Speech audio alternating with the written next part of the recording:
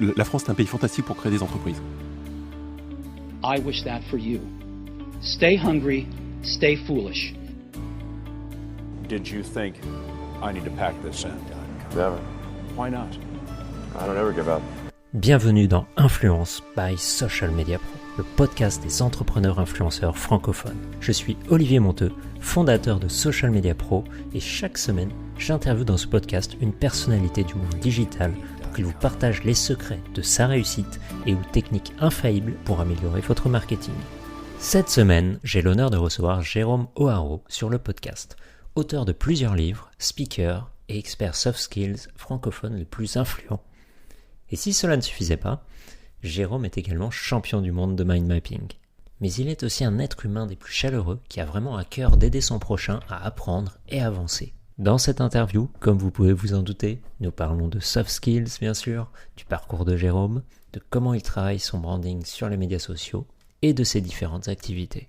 Ce podcast est sponsorisé par l'Académie du Digital, la plateforme d'apprentissage en ligne web marketing par abonnement mensuel que nous avons lancée en 2015. Vous pouvez voir cela comme le Netflix du marketing digital et depuis 5 ans, ce sont plus de 4000 élèves que nous avons formés. Aujourd'hui, nous avons plus de 20 formations et 100 heures de contenu qui vous attendent.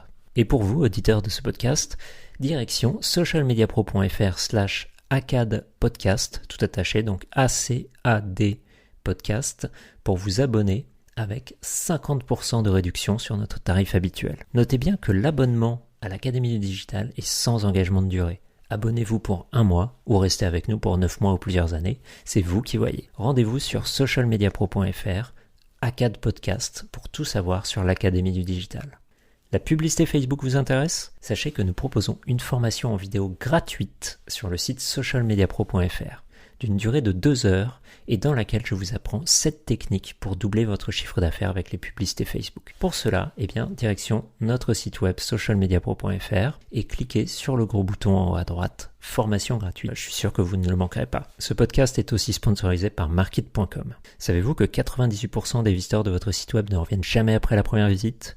Markit.com est un puissant outil de création de pop-up ciblés à installer sur votre site web ou boutique en ligne qui vous permettra de faire apparaître votre message au bon moment et à la bonne personne et donc d'augmenter considérablement votre taux de conversion.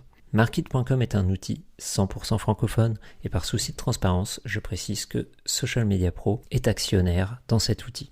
Si vous souhaitez tester Markit sur votre site, vous pouvez le faire gratuitement pendant 14 jours. Et pour aller plus loin en tant qu'auditeur de ce podcast, nous vous proposons un code de réduction de 20% valable à vie sur votre abonnement. Pour cela, quand vous créez votre compte sur Markit, donc Markit ça s'écrit MARKEET.com, vous ajoutez le code INFLUENCE, tout attaché, donc INFLUENCE, et vous obtiendrez 20% de réduction sur votre abonnement. Et maintenant, place à l'interview. Bonjour Jérôme, bienvenue sur mon podcast. Bonjour Olivier, bonjour tout le monde. Alors je suis super content de t'avoir parce que ça fait un moment qu'on ne s'était pas parlé. Bah oui, clairement, on se disait, ça fait même des années en fait, le temps passe super vite. Eh ouais, c'est fou. Et on avait fait pas mal d'interviews ensemble il y a quelques années. Hein. Sur ton blog, tu m'avais interviewé, moi je t'avais interviewé sur Social Media Pro. Et on avait parlé déjà pas mal des soft skills. On va revenir dessus aujourd'hui, pour ceux qui ne connaissent pas. Et est-ce que tu pourrais me décrire en une phrase ce que tu fais ? Une phrase, c'est compliqué, mais j'ai relevé le défi. Alors, je vais dire que je coach le cerveau des professionnels qui veulent booster leur carrière et leurs projets. Oh, quel pitch. Alors, est-ce que tu peux me parler un peu de ton parcours ? Comment t'en es arrivé justement à coacher les professionnels ? Comment je vais essayer de la faire rapide et simple. En fait, moi, je me suis lancé pendant mes études, justement à travers un blog, ce qui nous a ramené à nous rencontrer.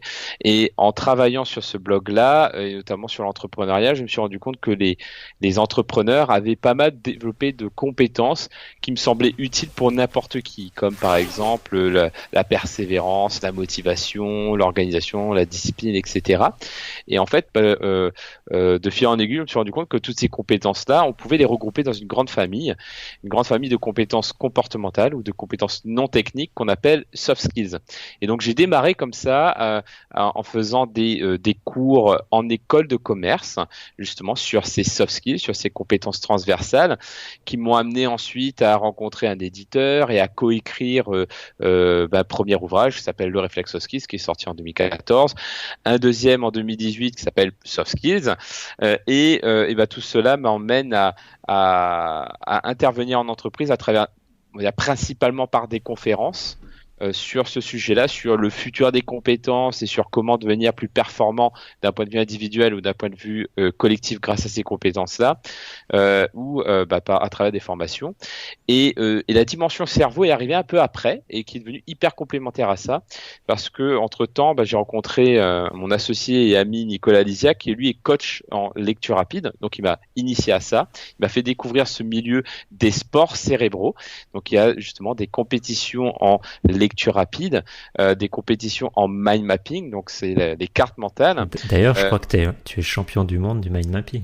Exactement, et en fait, de fil en aiguille, je me suis moi aussi mis à ces sports cérébraux. Donc Nicolas a eu la médaille de bronze en lecture rapide, au championnat du monde de lecture rapide en 2017, et là, en 2018, j'ai eu la médaille d'or, une médaille d'or en mind mapping. Donc oui, un titre de champion du monde, et aussi là plus récemment, en 2019, titre de champion du Royaume-Uni en mind mapping et de vice-champion en lecture rapide. Et pour moi, ces titres-là, je les ai obtenus grâce aux soft skills.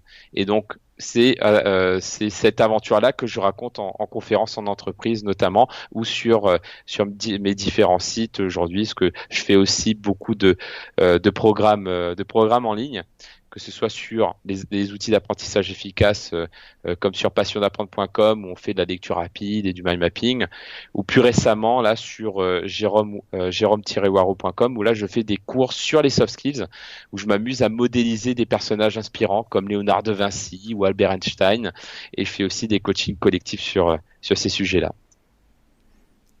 C'est impressionnant. Merci, moi j'essaie de faire. Je ne vais pas rentrer trop dans les détails, mais en gros, voilà aujourd'hui où j'en suis, et c'est vrai que c'est hyper passionnant en fait. Ouais, j'imagine.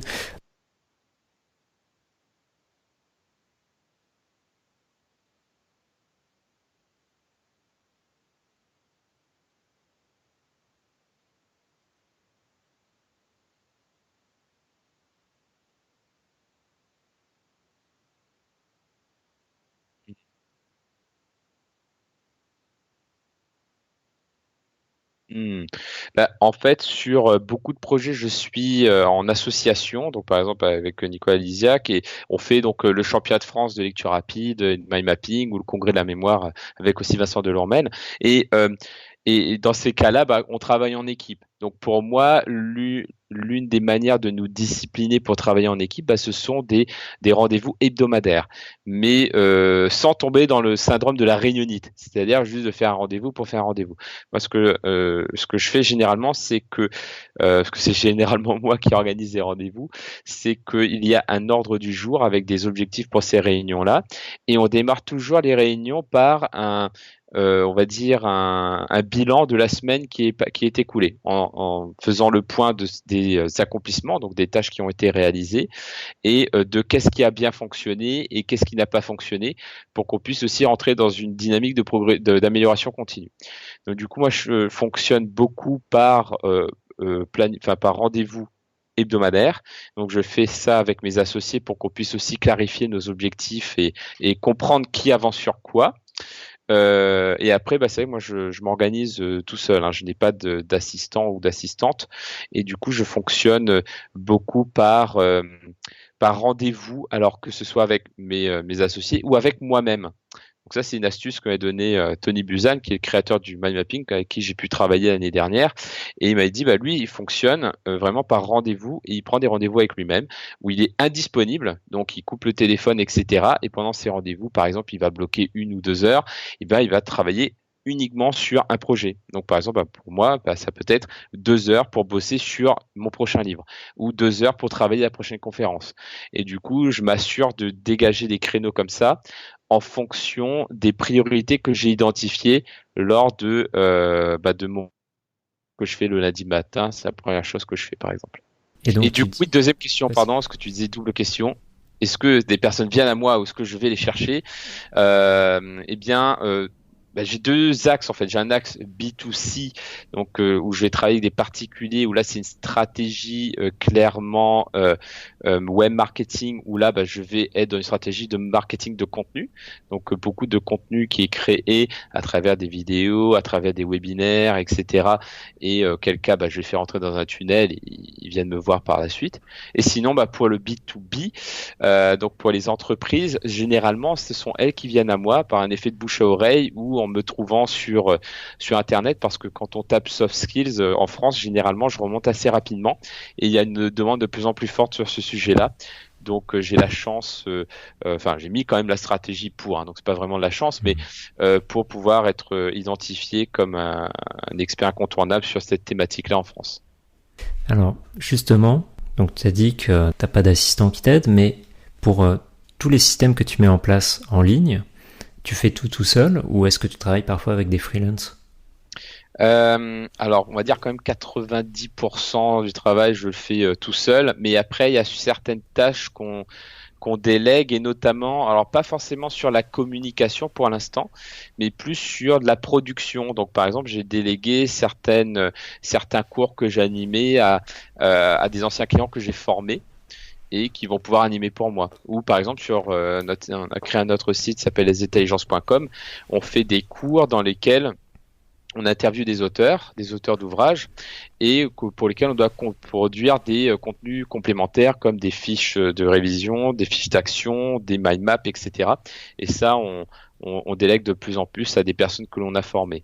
Donc pour l'instant, j'en suis à là aujourd'hui. Je suis en train de tester une collaboration sur des publicités Facebook, etc. Mais pour l'instant, ça ne marche pas trop.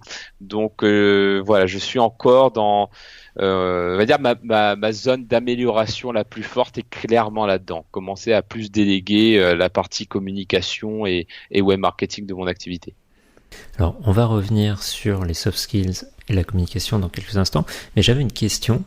Quand on s'est rencontrés, donc tu avais un site qui existe toujours, d'ailleurs que tu utilises toujours, qui s'appelle Pourquoi entreprendre, pourquoi-entreprendre, .fr, .com, .fr, oui. .fr.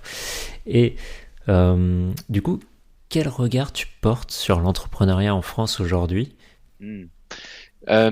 Alors après moi, c'est vrai que depuis 5 ans maintenant, je vis à Londres. Donc c'est comme si j'ai un regard extérieur maintenant, même si je me déplace très souvent en France.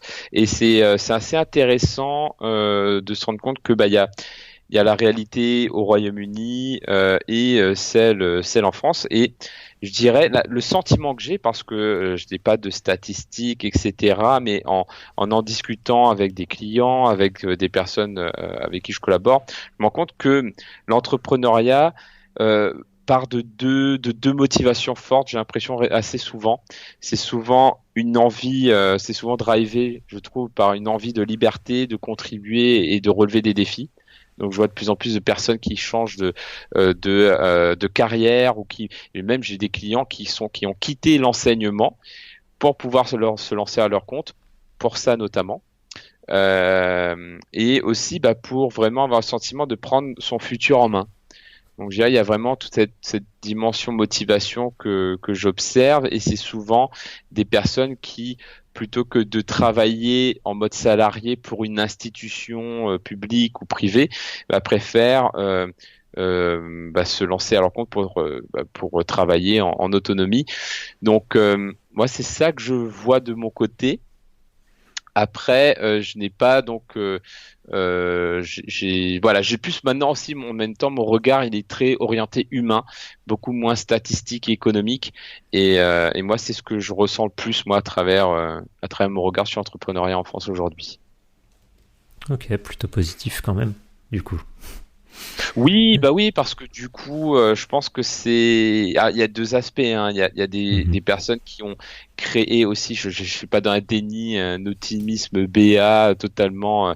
Non, il y a aussi des personnes qui le font parce qu'elles n'arrivent plus à trouver d'emploi, donc du coup, elles vont se créer sur leur emploi. C'est aussi une des réalités. Mais grosso modo, je pense que quoi qu'il arrive, l'entrepreneuriat reste quand même la plus belle école, une des plus belles écoles de la vie de manière générale, parce que tu te rends compte que tu dois être autonome, tu vas prendre des décisions, tu es responsable de tes actes et c'est hyper, ça te fait grandir en fait, et ça c'est chouette à voir.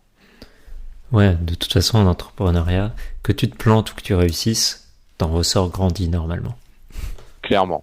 Alors c'est pas forcément toujours agréable, mais au moins bon. Et c'est pour ça que les soft skills, ça aide à avaler la pilule parfois quand on se plante, hein, parce que moi aussi ça m'est arrivé de me planter plusieurs fois. Mais quand on prend conscience justement que l'on progresse et que c'est grâce au fait d'avoir tenté que l'on progresse, et donc c'est génial. J'aime bien justement parler aussi des échecs de mes invités. Est-ce que tu dis que tu t'es planté plusieurs fois. Est-ce qu'il y a un moment précis auquel tu penses et qui t'a fait grandir ? Clairement, là, on va prendre quelque chose d'assez frais. On a organisé un événement et on s'attendait à avoir beaucoup plus de monde. Et en fait, on était à 1/3 de notre résultat. Donc pour moi, c'était quand même, on peut pas dire un succès.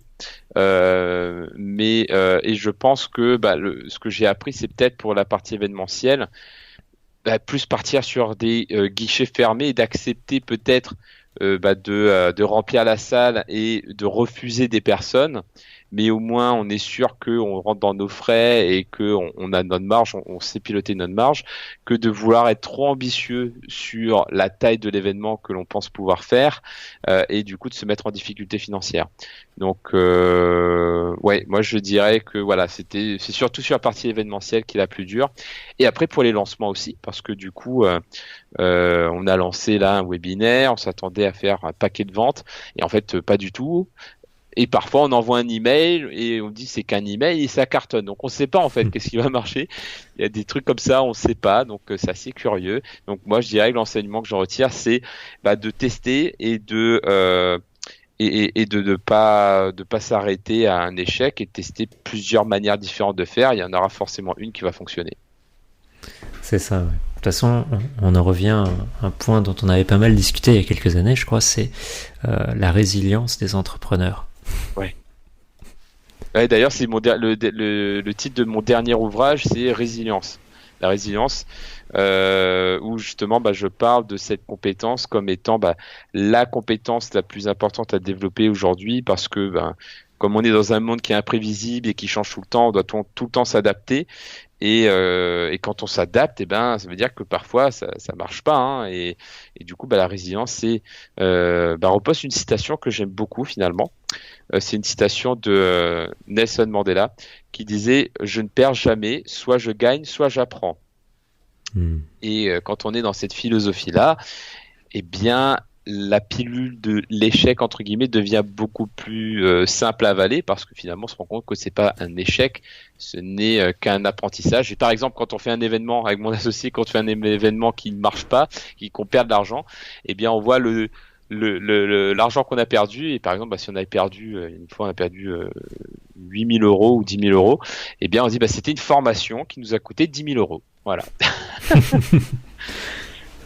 C'est une façon très positive de voir les choses, tu vois. Voilà, c'est une formation et maintenant il faut la rentabiliser, cette formation.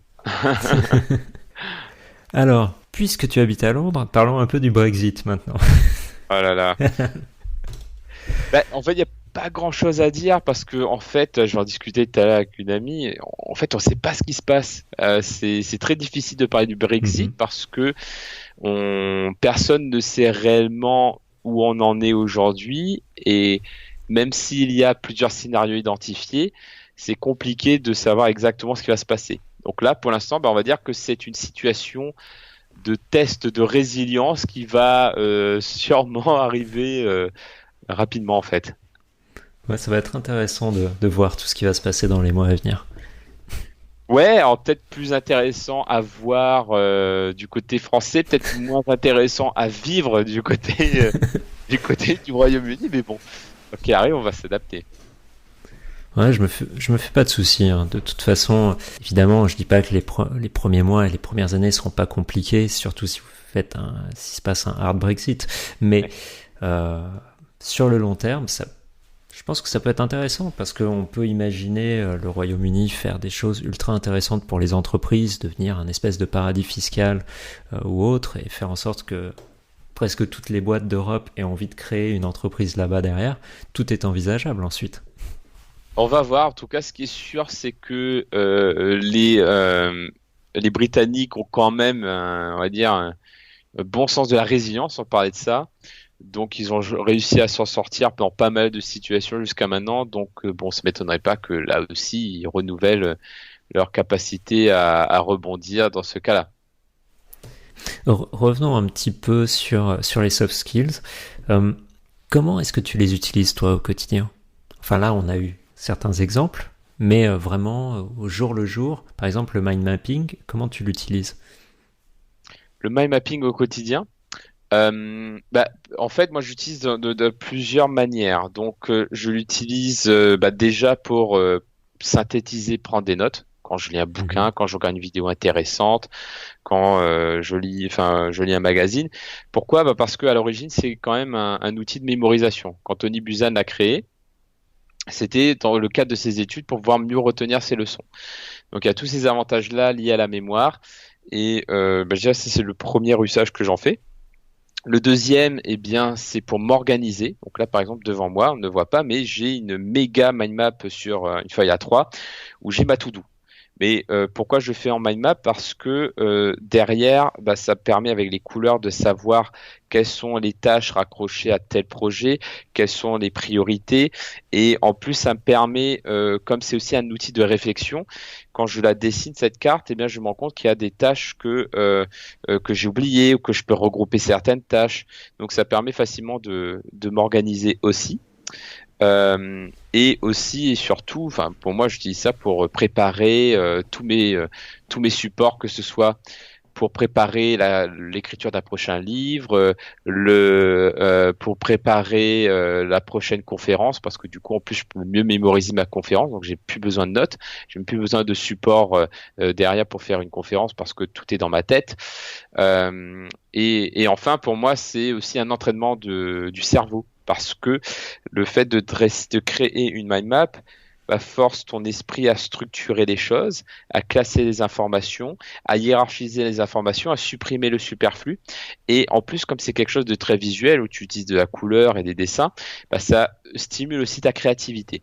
Donc pour moi, par exemple, quand je prépare un championnat et que je m'entraîne de manière rigoureuse en faisant en faisant des mind maps, plusieurs mind maps par jour, je sens que mon esprit est beaucoup plus vif, beaucoup plus clair, beaucoup plus structuré, et que j'ai beaucoup plus de discipline, parce que du coup c'est disciplinant aussi de pratiquer une telle activité de manière régulière.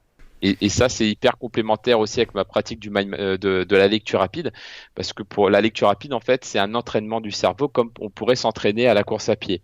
Donc, ça consiste à lire le plus rapidement possible et de manière régulière. Donc, du coup, quand on pratique, on s'entraîne pour la lecture rapide, on va lire un paquet de livres. Du coup, on nourrit notre cerveau d'informations et d'histoire.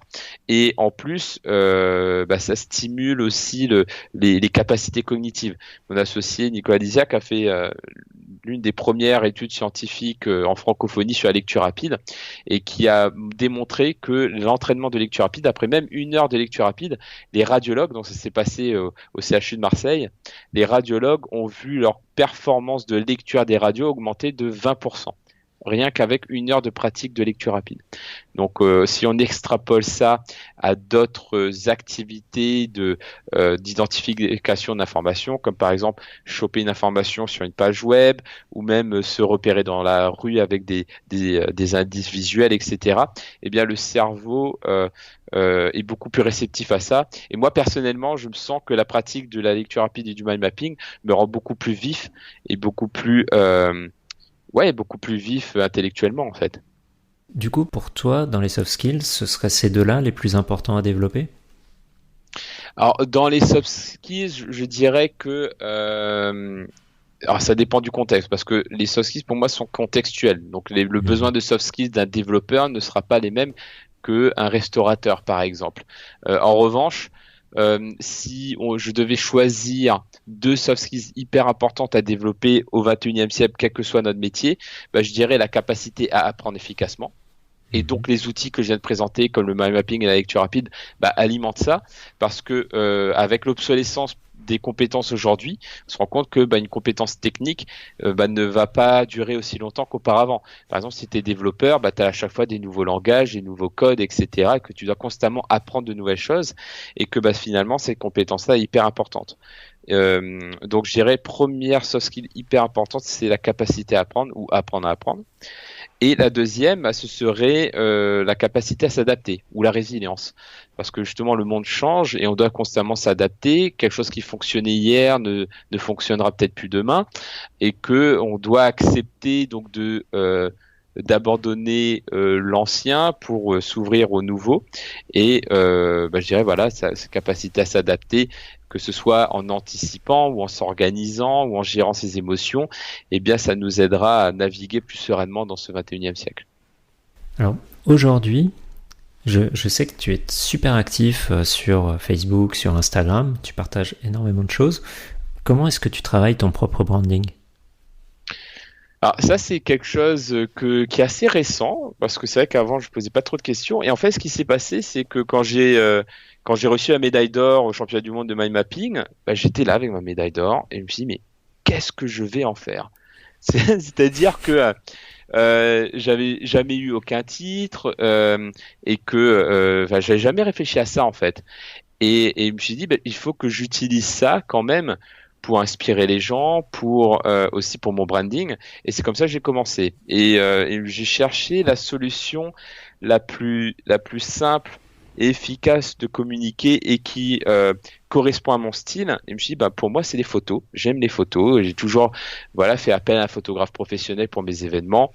J'aime prendre régulièrement des photos. Et c'est comme ça que je me suis dit, ok, j'ai commencé à publier ça sur Instagram et relier ça avec mon compte Facebook. Et je me suis rendu compte que les personnes aimaient ça. Donc du coup, j'ai commencé à me discipliner là-dessus avec une photo par jour, avec un texte qui raconte le contexte de la photo. Et ça a démarré comme ça. Et du coup, j'essaye. Il y a des moments où je me relâche un peu sur 2 ou 3 semaines, mais généralement, depuis le début d'année, ça a été constamment une photo par jour. Et ce qui a plutôt fonctionné, parce que même si d'un point de vue direct, je peux pas dire que cela générait des ventes directes. En revanche, en termes d'autorité, parce que je me montre en action, en fait, les gens voient ce que je fais, en me montrant avec d'autres personnes. Par exemple, j'ai pu montrer que je travaillais avec Tony Buzan directement, que j'ai pu côtoyer des personnes assez influentes. Je pense que ça a quand même généré augmenter mon capital autorité, je dirais, et notoriété, et que aujourd'hui, les clients achètent plus facilement en m'ayant vu plusieurs fois sur les réseaux sociaux de cette manière-là. Donc voilà le comment j'ai débarqué sur Instagram. Du coup, je publie rarement des choses personnelles, mais plus professionnelles avec la photo. Quel regard tu portes sur les médias sociaux sur les 5 dernières années ?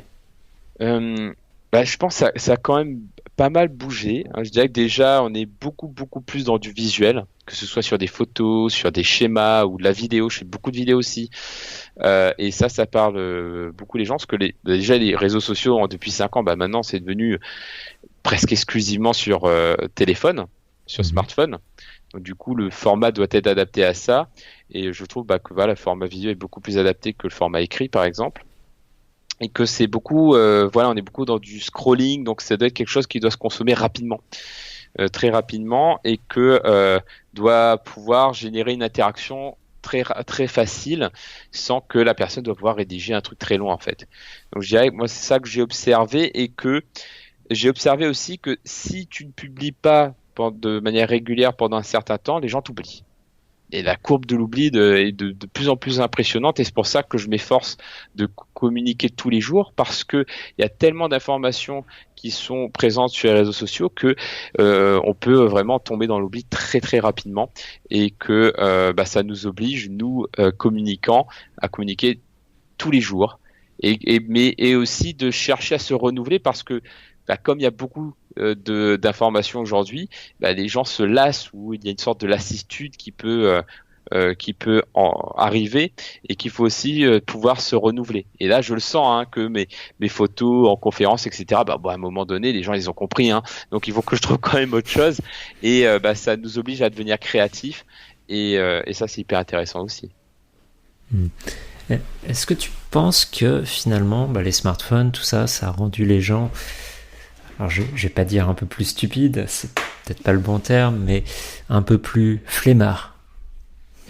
Clairement, et l'on voit par exemple sur la lecture des livres, les gens consomment de moins en moins de livres.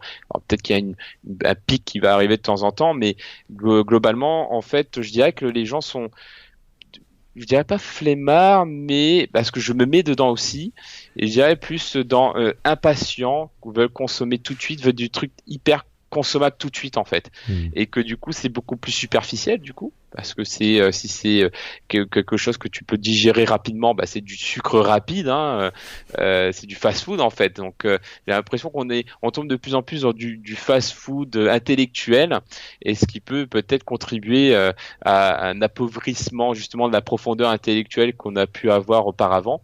Et c'est pour ça que un de mes combats, c'est aussi de redonner envie de lire et à travers la lecture rapide, parce que pour moi le premier bienfait de la lecture rapide, c'est pas de lire vite, mais c'est de lire tout court. Et en fait, le fait de transformer la lecture en un défi, en disant, comme on le fait au championnat, on dit, voilà, vous avez 2 heures pour lire ce livre-là, les gens, ils se remettent à lire. Et à nous, donc entrepreneurs, comme on a aussi une responsabilité sociale aussi par rapport à notre activité, de réussir avec de la créativité à inspirer les gens à ne pas rester que dans du fast-food intellectuel, mais aussi à redonner envie d'aller explorer donc de la profondeur intellectuelle aussi, et même à travers les réseaux sociaux. Et c'est possible parce que moi, par exemple, je sais pas si tu connais cet influenceur que je trouve exceptionnel, le gars qui fait Wait But Why, Tim Urban. C'est un site où t'as des articles qui font des bouquins en fait. Je crois que là il y a une série de 6 articles, ça doit faire au moins 70 000 mots, et c'est hyper profond, mais la manière dont il a fait ça, avec des petits dessins, avec de l'humour, etc., c'est juste génial. Donc je recommande par exemple pour les personnes qui veulent s'inspirer sur comment mettre de la profondeur tout en restant dans l'air du temps, Wait But Why de Tim Urban. Ok, on le mettra en note sur le podcast. Qu'est-ce qui te motive, toi, au quotidien pour travailler et avancer? Alors, c'est pas tous les jours facile, mais je dirais que, grosso modo, ce qui me booste, c'est quand même le sentiment de relever des défis tous les jours. Tous les jours, il y a un nouveau défi. Tous les jours, il faut créer quelque chose de nouveau. Donc, j'ai vraiment le sentiment d'à chaque fois progresser parce qu'il y a toujours la nouveauté. En plus, comme j'ai plusieurs activités différentes, je m'ennuie jamais, clairement. Ensuite, c'est vraiment pour moi l'entrepreneuriat, ou le fait de travailler à son compte, c'est vraiment la voie pour pouvoir se rendre compte qu'on progresse dans la vie en fait, quels que soient les domaines de la vie. Et pour moi, ça c'est la motivation intrinsèque. Si on parle de motivation intrinsèque de Daniel Pink, déjà là je suis clairement dans le développement de maîtrise, où j'ai le sentiment de progresser. J'ai le sentiment aussi d'être autonome, de faire ce que je veux. Donc par exemple, si j'ai envie de prendre mon après-midi pour pouvoir bosser le week-end, je peux. J'ai pas besoin de demander. Alors sauf si je suis en mission, bien entendu. Je peux accepter des missions ou en refuser aussi. Donc ouais, c'est clairement, je dirais, ce sentiment de liberté, d'autonomie, de progression, et aussi de faire des choses qui ont du sens. Quand je me disais, voilà, quand je fais des trucs sur la lecture rapide, je sais derrière quel est l'impact social, voire sociétal que cela apporte en fait, ou les soft skills aussi. Et ça, ça a pas de valeur. C'est juste génial.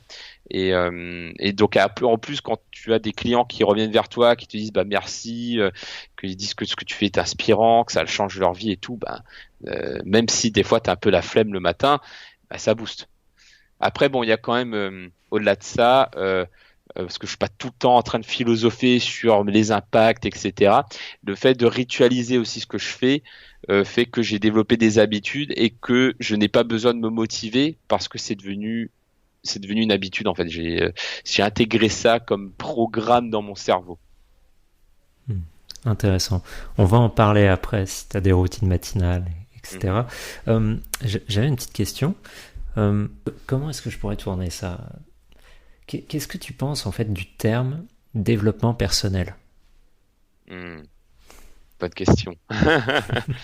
Eh bien, je dirais qu'il y a plusieurs axes. Il y a l'axe d'efficacité professionnelle et leadership, eh bien, qu'en fait, on peut facilement déployer en entreprise. Et pour ma part, moi, j'ai transformé ça sous le prisme des compétences. Donc, c'est pour ça que souvent, on me dit, ah bah tiens, les soft skills, c'est un peu du développement personnel. C'est oui et non, parce que le développement personnel n'a pas souvent cette vision des compétences. En revanche, quand on travaille la motivation, l'organisation, la gestion des émotions, etc., ça rentre quand même dans cette branche du développement personnel. Après, il y a toute une branche, on va dire, un peu plus mystérieuse, un peu plus intangible, qui touche par exemple au spirituel, etc., où là, c'est un peu plus touchy et que par exemple, ça c'est quelque chose que je n'aborde pas forcément dans les entreprises, mais pour lesquelles, à titre personnel, je suis ouvert. Donc, voilà, moi je dirais que le développement personnel, tout le monde en fait, que ce soit de manière consciente ou inconsciente, parce que des fois, tu réfléchis pas, mais la vie finalement t'envoie des situations et des informations qui fait que t'as pas le choix que d'évoluer. Donc finalement, le développement personnel, tout le monde se développe personnellement, que ce soit consciemment ou inconsciemment, autant le faire en conscience. Donc voilà moi ce que je dirais par rapport à ça.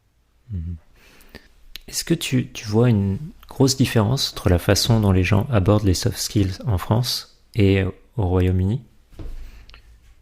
Je trouve pas qu'il y ait une grande différence. C'est quelque chose qui est encore en émergence, même au Royaume-Uni en fait. Je pensais qu'en étant au Royaume-Uni, les soft skills seraient un terrain, j'arriverais en terre conquise, et en fait pas du tout.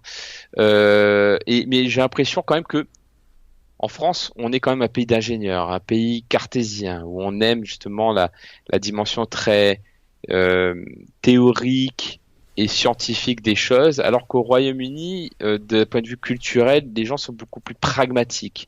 Et par exemple, au Royaume-Uni, c'est beaucoup plus facile d'évoluer professionnellement sans forcément avoir les diplômes, etc.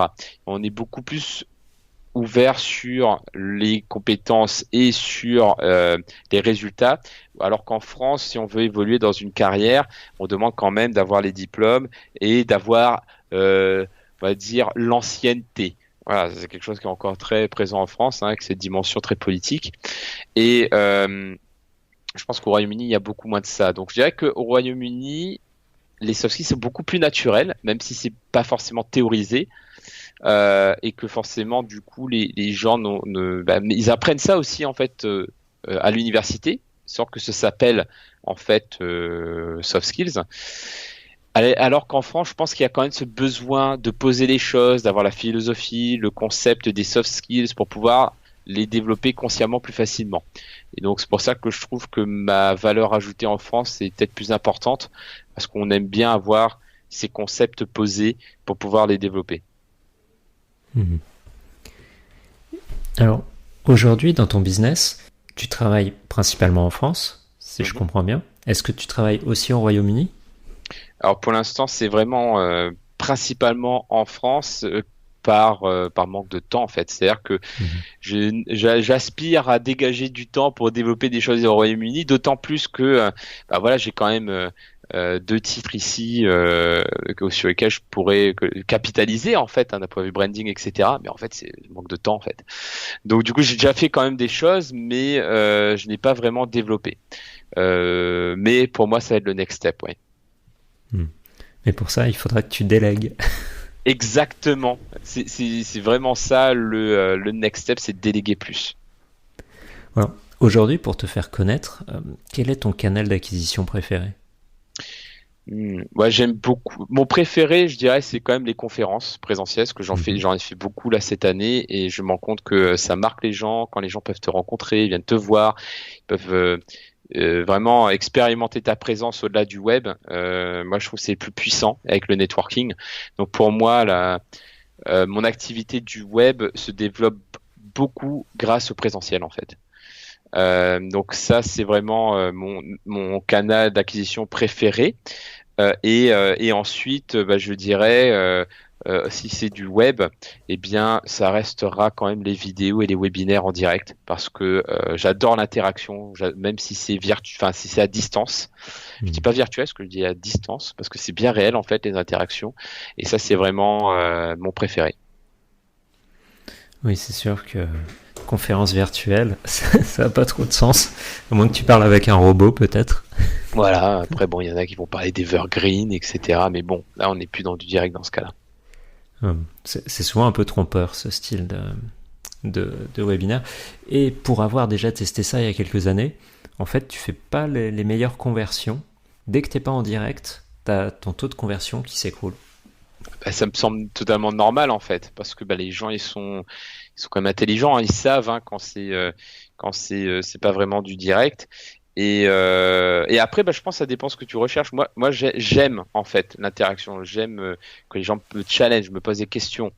Et du coup, pour moi, chaque conférence est unique. Chaque conférence est unique, et qu'il n'y a pas que le contenu en fait. Il y a aussi l'expérience que vivent les gens, la manière dont tu parles, que tu interagisses avec eux. Et ça, c'est que du direct en fait.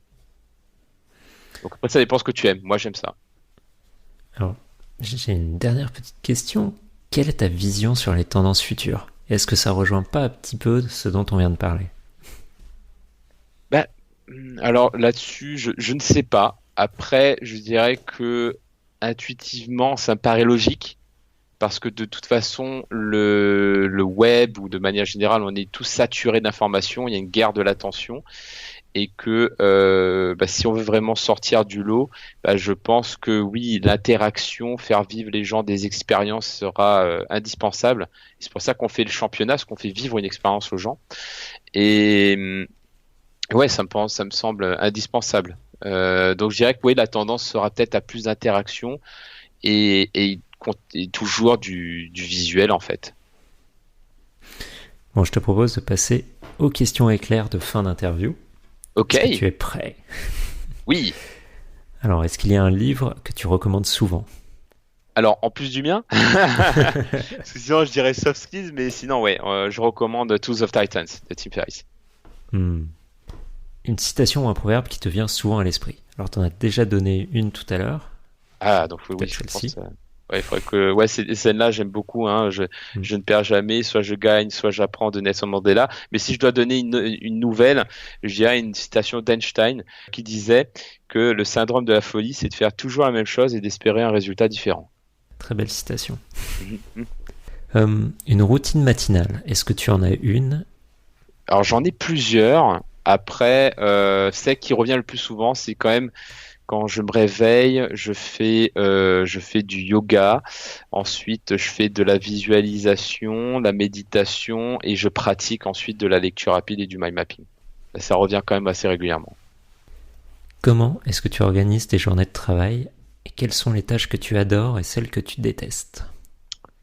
Donc si c'est par journée, parce que moi j'aime bien organiser par semaine, mais pour la journée, déjà je regarde quel rendez-vous j'ai, que ce soit les rendez-vous avec d'autres personnes ou avec moi-même. Et ensuite, je fonctionne en monotâche. Je me focalise sur une seule tâche. Je ne vais pas faire en même temps qu'une tâche, répondre à mes WhatsApp et mes emails. Donc vraiment monotâche. Et après, du coup, comment tu fais dans ce cas-là ? Tu éteins ton téléphone carrément ? Je le mets carrément dans l'autre pièce. Comme ça, je suis pas tenté.